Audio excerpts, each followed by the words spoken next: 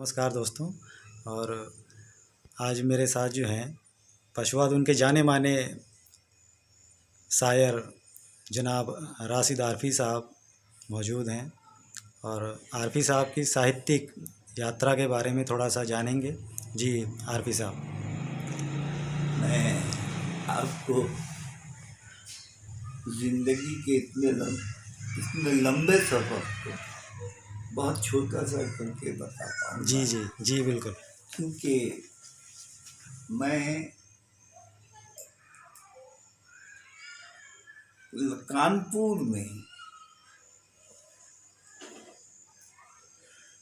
सन 60 में जी 1960 से जी जी मैं शेर कहता हूँ।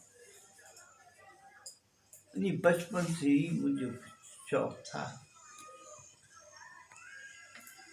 तो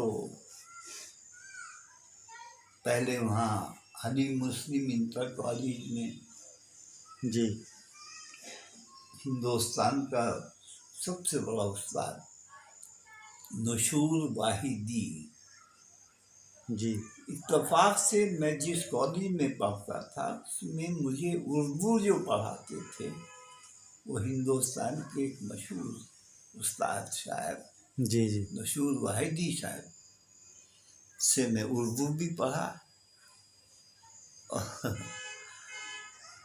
शेर व शायरी तो उनसे नहीं, क्योंकि बच्चे थे हम, इतने बड़े थे।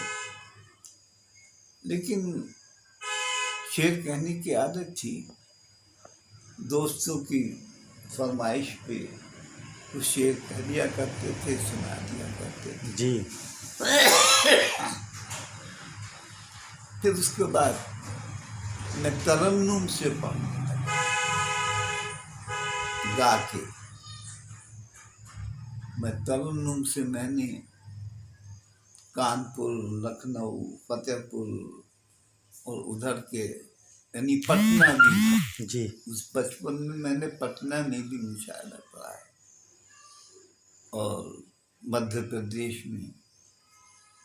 फिर उसके बाद इत्तेफाक की बात देखी, कानपुर शहर जिसके हर गली में मुशायरा होता था, जी वहाँ से मुझे नौकरी मिली।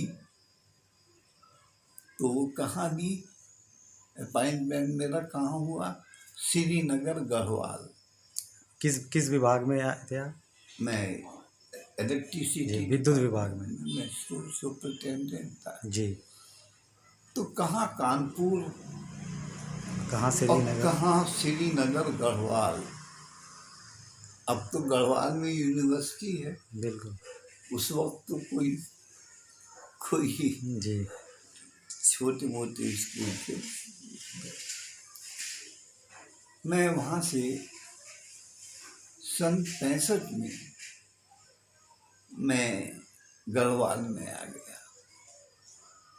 और 65 से लेके रिटायरमेंट भी गढ़वाल में हुआ और मकान भी गढ़वाल में बना।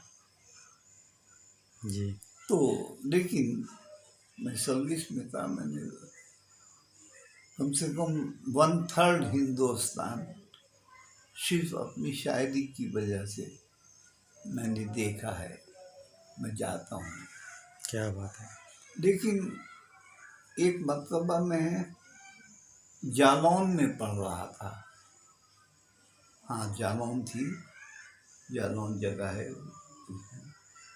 तो मैं पान भी खाया करता था। अच्छा तो इत्तेफाक से मैं कुल्ला नहीं कर पाया था कि माइक पे पढ़ रहा था, अच्छा पढ़ रहा था, और एक धसका लगा मुझे। जी छाली का एक दाना गले में फंस लगा तो गया।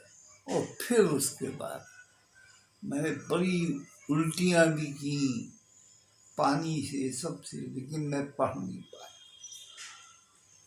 तो मैंने उस दिन से कसम खाई कि आज से मैं तरन्नुम से गज़ल नहीं पढ़ूंगा, और आज तक नहीं पढ़ी।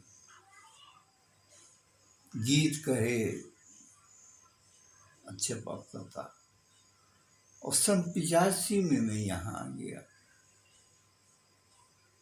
विकास नगर। हैं विकास नगर, यहाँ। ढकरानी पावर हाउस में। हाँ, जी जी जी बस फिर काम बढ़ गए थे जी तो गज़लें कहता था तो लिख लिया करते थे, लिख लेता था। फिर वो जी टेप रिकॉर्डर पे आती थी। तो फिर उसके बाद जब रिटायर हुआ तो मैंने कहा भाई ये किताब छपवा दो, और वो जैसा भी है ये पहली किताब थी आपकी, पहली किताब। ये शेरों का कलेक्शन।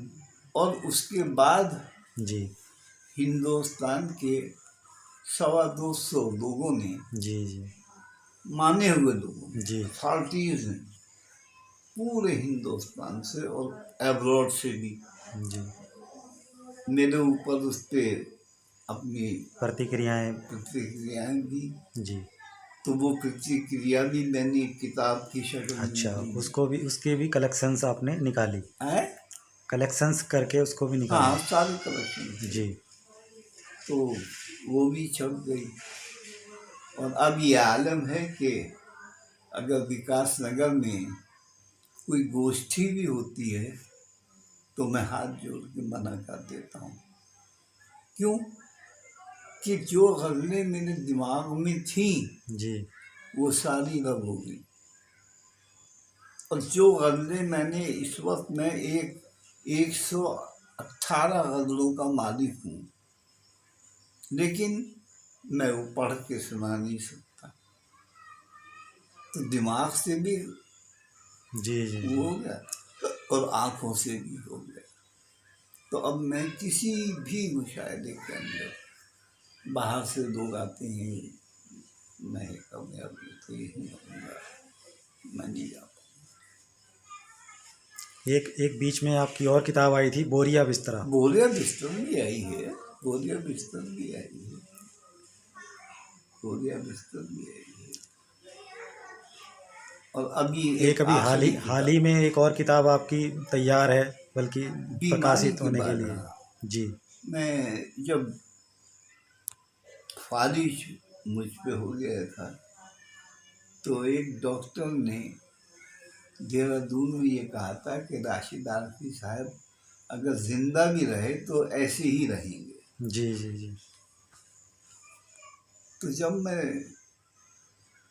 डॉक्टर के पास से फिर इलाज हुआ मेरा, और इलाज होने के बाद मुझे ये लग गया कि यार मैं डॉक्टर की बात सही थी क्या। जी तो मैंने शेर कहने शुरू किए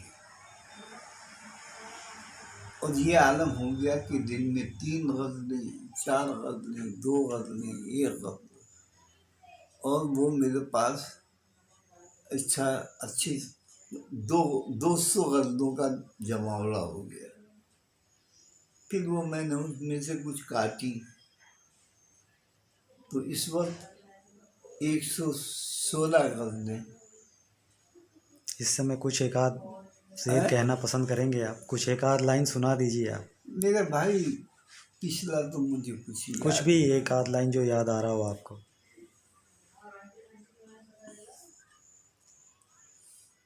बड़ा निकालना पड़ता है कि मैं जो शेर थे मैंने तुम्हें सुना दिए थे, तो कोई इधर उधर बिखरा पड़ा होगा तो मुझे चलिए, आपका बहुत बहुत शुक्रिया। बहुत